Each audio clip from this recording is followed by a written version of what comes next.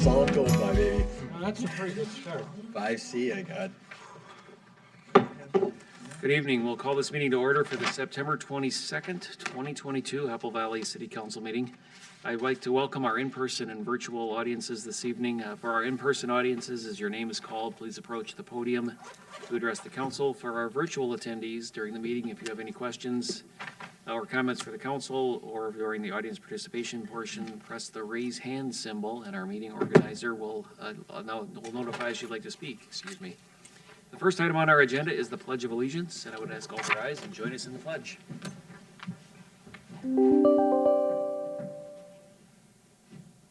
I pledge allegiance to the flag of the United States of America and to the republic for which it stands, one nation, under God, indivisible, with liberty and justice for all.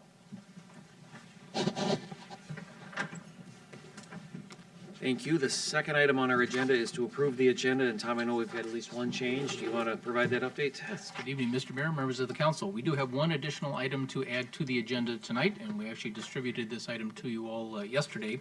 But this would be item 4U on the consent agenda. Adopt resolution authorizing execution of subordination, non-disturbance, attornment, and estoppel agreement with TS Shopping Center LLC and Wings Financial Credit Union. This involves a potential transaction involving the Times Square Shopping Center where the city has a leasehold improvement with liquor store number 1. Thank you. Do we have a motion to approve the agenda? So moved. Second. Motion from Grendel, a second from Melander. All in favor indicate by saying aye. Aye. And opposed, agenda carries. Thank you.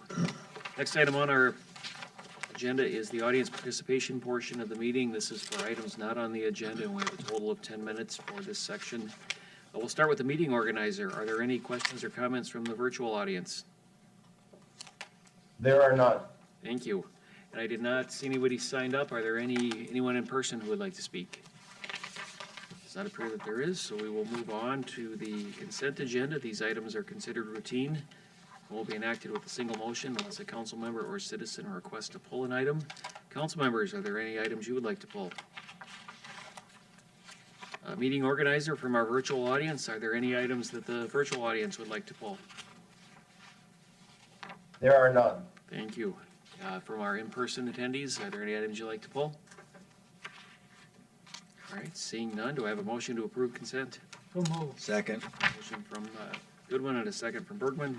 All in favor indicate by saying aye. Aye. Opposed? Consent items carry. We'll move on to our regular agenda, and the first item on the regular agenda is 5A, which is to proclaim October 9th through the 15th, 2022 as Fire Prevention Week and authorize activities planned at the fire stations. I think Brian's got this item. Come on up.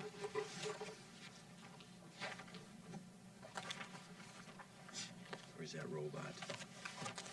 All right. Thank you, Mr. Mayor and Council. I'm here tonight to request you proclaim October 9th through the 15th, 2022 as Fire Prevention Week and authorize activities planned at the fire stations. Little summary. Annually, the National Fire Protection Association, also NFPA, along with fire departments nationwide, recognize and participate in Fire Prevention Week, commemorating the Great Chicago Fire in 1871.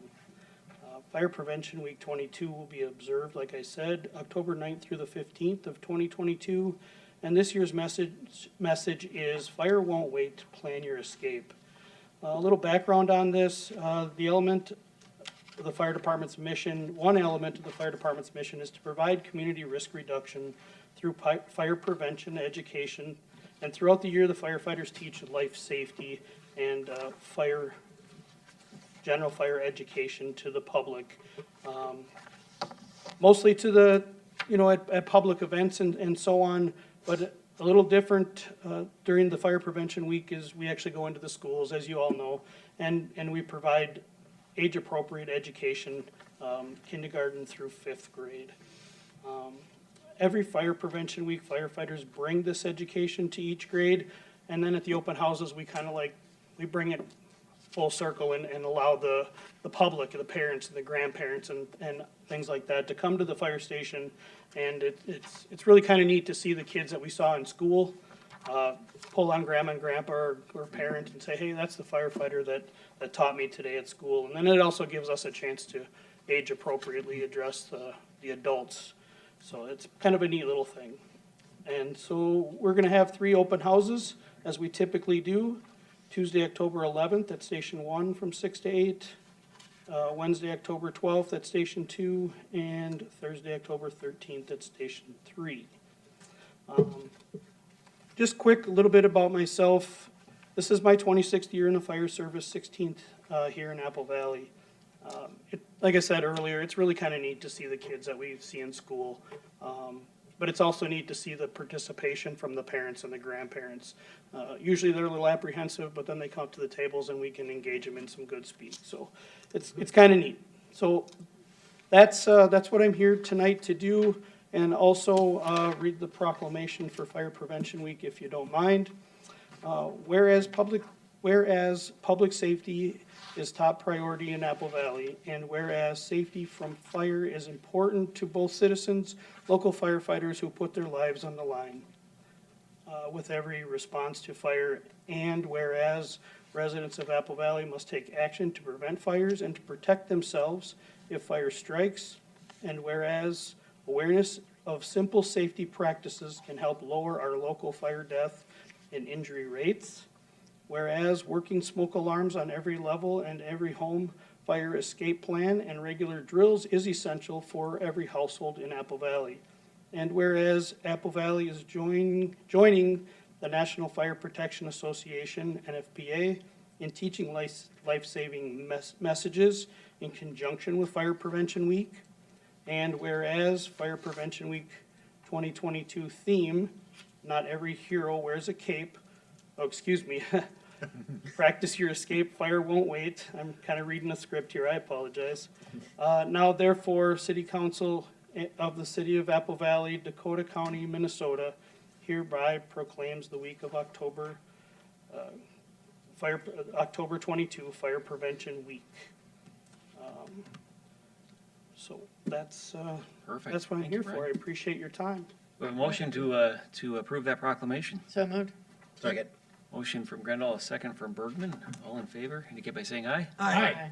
Opposed, and that carries. Brian, thank you. Fire Prevention Week was fun when my daughter was little, and all the equipment she got to see and learn about. It was the window crank inside the fire truck that was the most exciting, and she had no idea what that thing did. So you never know what you're going to get to teach your kids about when you come out to the fire station. So Thank you. You'd never seen a crank. yeah, think about that, Oh, right? my God.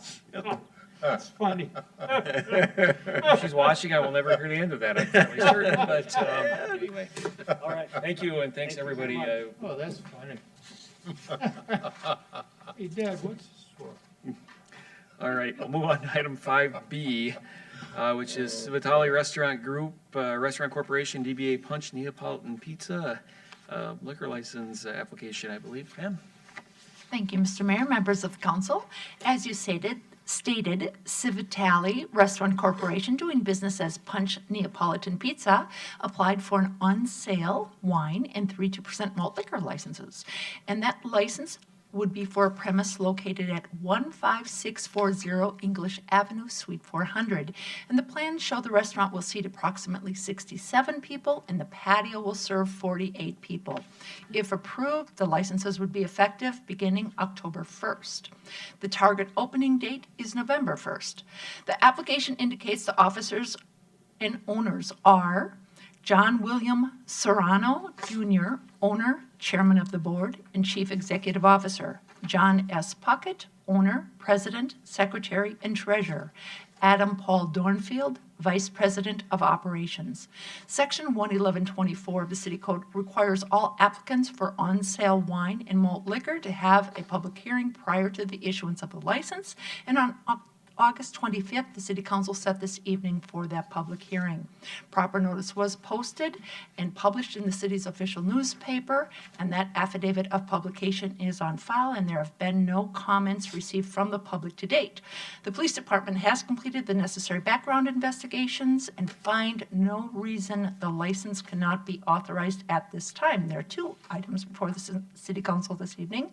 First, the public hearing, and then second, pending any comments from the public or questions from the council, action on the resolution authorizing issuance of the on-sale wine and 3% malt liquor licenses effective October 1st, 2022, subject to receipt of the necessary documents.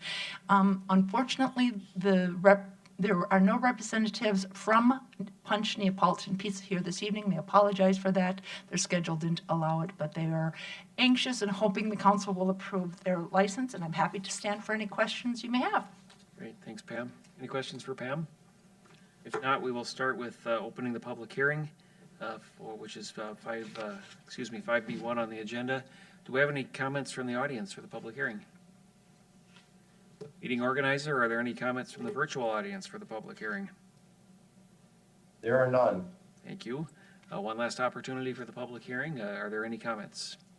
If not, we'll close the public hearing, and I would take a motion to adopt resolution approving the issuance of the on-sale wine and 3.2% malt liquor license. So moved. Second. Motion from Melander, second from Bergman. All those in favor indicate by saying aye. Aye. Aye.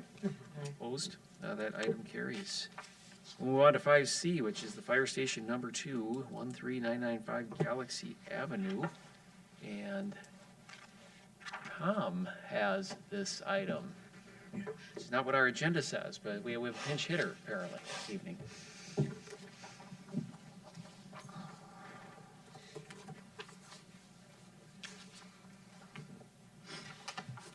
Thank you, Mr. Mayor, members of the council. What you have before you tonight is a request for 4 items. Resolution approving a building coverage variance of 1%, and adopt a resolution approving a building height variance of 2 feet, and then adopt a resolution approving an 8-foot parking setback variance along Galaxie Avenue, and then finally adopt a resolution approving the site plan building permit authorization to allow for a just over 30,000 square foot fire station on a just a little over 2-acre lot located at 13995 Galaxie Avenue.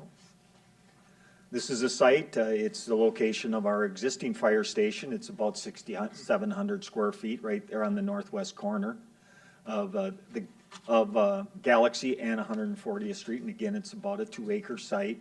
One of the things to note is that prior to any building, issuance of a building permit, the site will have to be replatted. It's currently an outlot, so it'll have to be platted as a lot and block, and then to go before the permit is issued. The property is comp plan guided and zoned properly for the type of use that's currently on the site, and obviously the new use again will be a fire station. So there's no reason for any rezoning or comp plan redesignation. This kind of gives you a little bit of what's being proposed from the existing building. You can see the small 6,000 square foot existing building and the proposed 30,000 square foot building on the lot. This is the proposed site plan.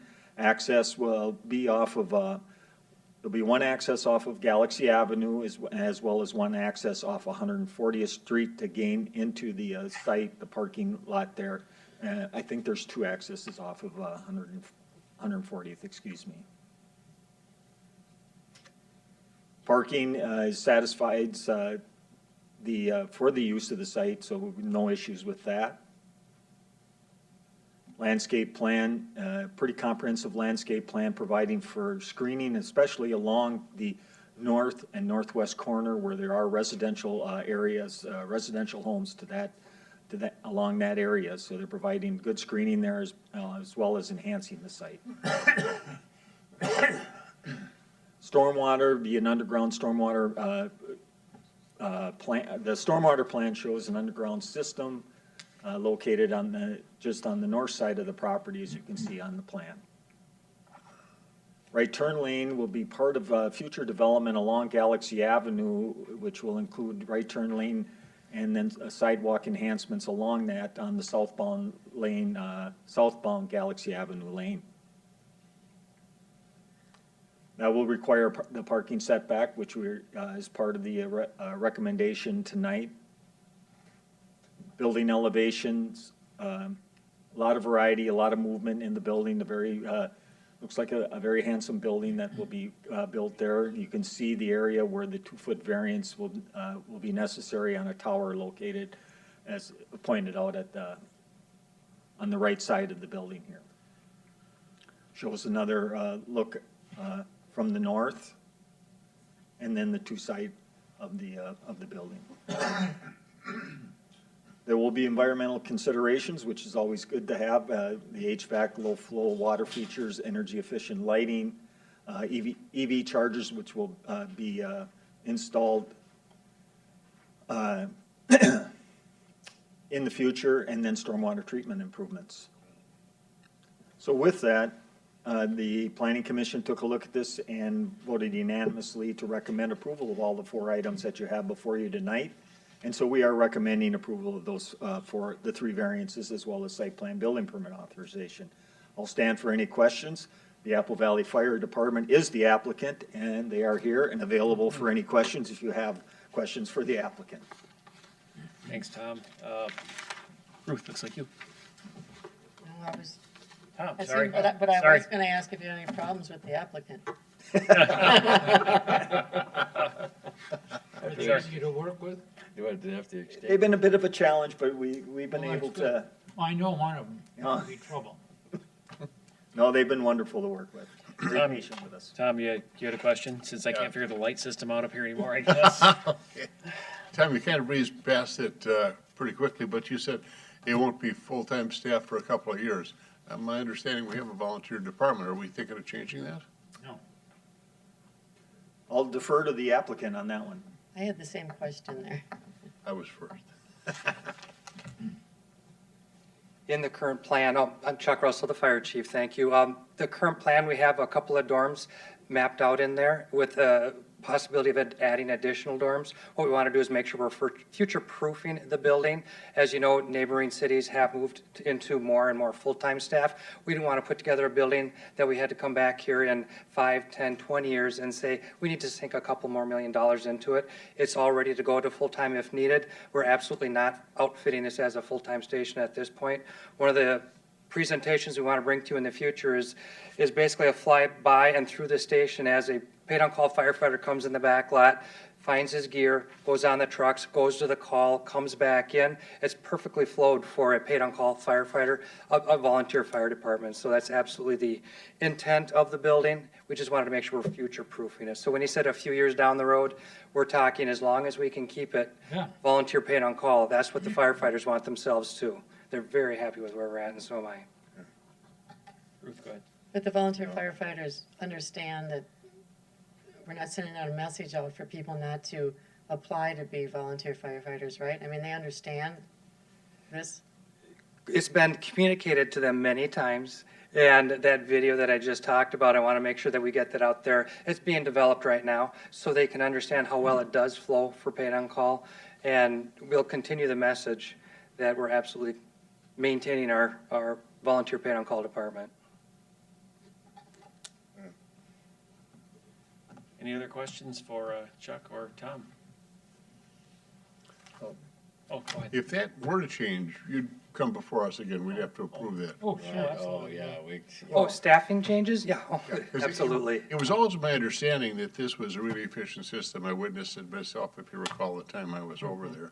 3.5 minutes from the phone ringing until the truck pulling out with 10 guys on it.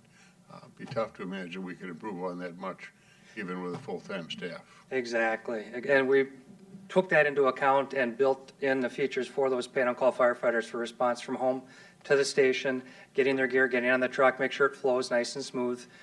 There's things in a full-time department you don't have to consider. It doesn't matter where you put the gear in a full-time department because they show up before their shift, put their gear on the truck, they're ready to go. Paid-on-call firefighters have to come from home, park, go in, grab their gear, and then get on the truck. It needs a flow. It's very important, and that's something we absolutely considered. Great. Thank you both. Any further questions? All right, we'll just take these one at a time then. We have item C1, which is to adopt a resolution approving a 1% building coverage variance, allowing building to cover 21% of the lot. So moved. Motion from Goodwin, second from Grendel. All those in favor? Aye. Aye. And opposed? Item 1 carries. Item 2 is to adopt a resolution approving 2-foot building height variance, allowing total height of 42 feet. So moved. Motion from Grendel, second from Bergman. All those in favor indicate by saying aye. Aye. Opposed? Item 3 is to adopt a resolution approving an 8-foot parking setback variance on Galaxie Avenue from 20 feet to 12 feet. So moved. Motion from Second. Lander, second from Goodwin. All those in favor indicate by saying aye. Aye. Opposed? And finally, we have adopt a resolution approving site plan and building permit authorization for a 30,111 square foot fire station. So moved. Second.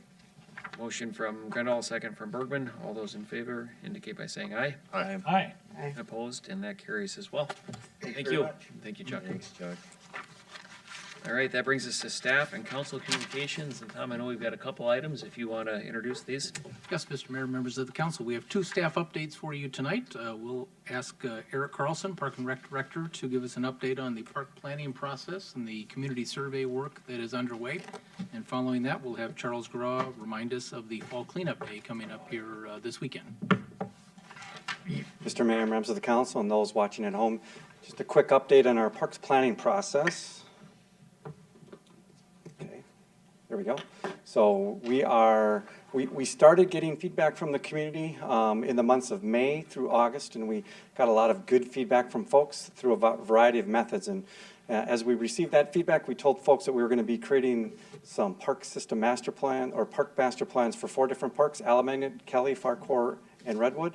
And then concept plans for the Apple Valley Sports Arena, Hayes Arena, the Apple Valley Community Center, the Apple Valley Senior Center, Hayes Park, and the Apple Valley Family Aquatic Center. And so we're in the second phase now where we've created these master plans or these concept plans, and we're asking folks to look at them and to give us some more feedback. And that feedback opportunity is open between now and the end of October.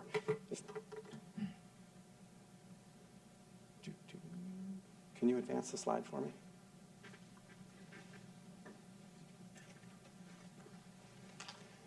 So again, that feedback period is open between now and the end of October, and our goal is to take feedback we get based on the concepts and develop a single concept plan for each one of these parks and each one of these facilities. In the end, what we're trying to do is come up with some ideas for a potential list of projects that we might consider as a part of a parks bond referendum. And these projects will likely happen within our existing parks. They may involve items related to natural resources, the master plans that we spoke of, and we're going to want to make sure that all of those plans are sustainable. So if you can advance to the next slide, please. So where people can leave their feedback is on our website. So if people go to our website at applevalleymn.gov, they can click on a button that takes them to the map where they can leave comments. They can see other people's comments that they've made. They can like other people's comments. They can click that they don't like someone else's comments. So everyone can see. It's a fairly transparent process where everyone can see what everyone else is thinking.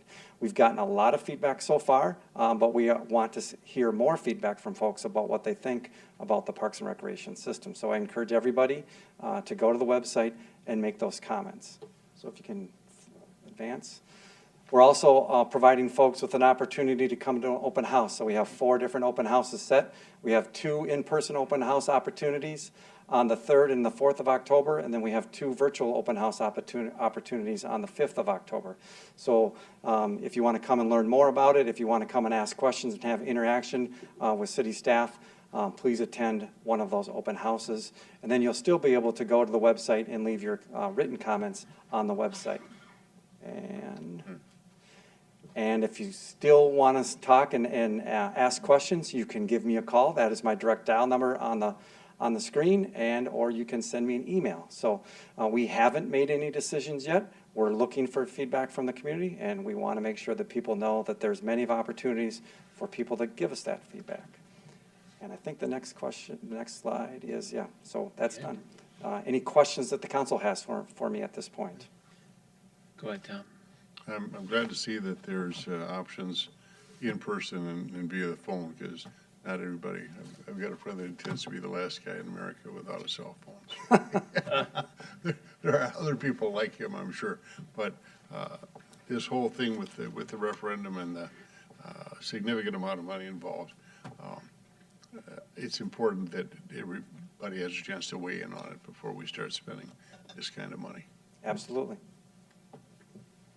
Thanks, Eric. I would just emphasize your last sentence, right, which is these are concepts for feedback, not final decisions, right? This body has not made a decision. Nobody in Parks and Rec has made a decision. We're looking for people to, I like this part of the plan, I don't like this. Can you put these together? I mean, those kind of things are exactly what we're looking for, so.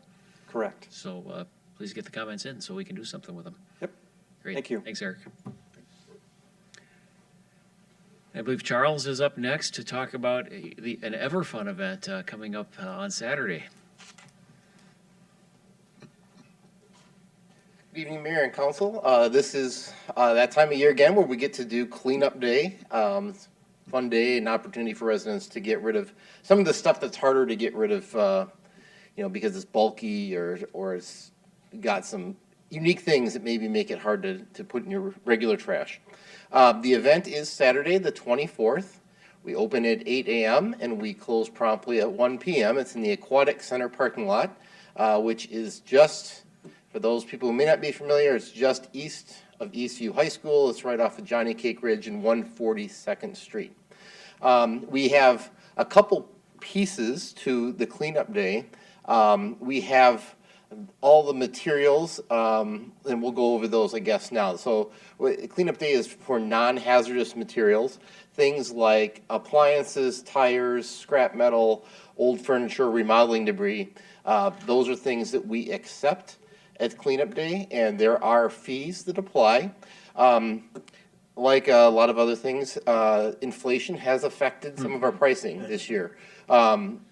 Most of our general pricing for like furniture, remodeling debris hasn't changed from previous years, but we get a per unit cost on the appliances. It's simply a pass-through. We don't make money on this event. This is a break-even deal for us. But on our website, we have the per item costs for the appliances listed. We would encourage people to go and look at those because there was a significant increase over the previous year. So people should look at that. Things that we do not accept would be electronics, paint, chemical cleaners, pesticides, fluorescent bulbs, oils, batteries, yard waste, railroad ties, that kind of thing. The county does fund a shredding event, which we hold in conjunction. And what we want to do is keep that shredding traffic. The shredding event is free, but we want to keep that traffic separated from our rest of our operation. And so we put the shredding up on the upper lot that's just directly across from the soccer stadium. That's right along Johnny Cake, just to the north there. So people, if they have shredding, can come in to that parking lot, just do their shredding. They don't have to get in line with all the rest of the customers who are dropping off the other debris.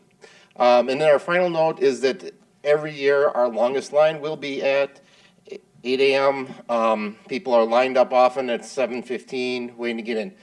We will get that line cleared out by 8:30, and then things will be the rest of the day very much shorter lines. So I'd encourage everyone to feel free to sleep in. Do not feel like you have to be there early. The one thing I will note, if you have shredding, that truck is there until it's full. Now, every year we've managed to make it till 1, but it has been really jam-packed at 1. So if you have shredding, we would encourage you to at least consider that that's probably something you want to take care of maybe before the last hour. And that is just for residential use shredding. We don't want, if you're a business and you've got shredding needs, we'll be glad to help you. If you contact us, we'll set something up. But this event is really just residents who've got 2-3 bags of shredding materials so that we can give everybody the opportunity. So with that, any questions? Thanks, Charles. All right, thank you. All right, Tom, anything else from staff? Council members, any items? Ruth, go ahead. I would just like to thank on the consent agenda Pam and all of the, I think there's over 200 people that have volunteered to be election judges, and Yeah, that's what sets us apart from most other countries, so thank you. Yes, thank you. good job. All right, if we have no other items, we'll move on to the calendar of upcoming events. The next informal city council meeting is Thursday, October 13th at 5:30, and our next regular council meeting is Thursday, October 13th at 7 p.m. Do we have a motion to approve the calendar? So moved. Second. Motion from Goodwin and second from Grendel. All those in favor indicate by saying aye. Aye. Opposed? And do we have a motion to adjourn? So moved. Second. Motion from Bergman, second from Grendel, and adjourn. Thank you. I guess we could have voted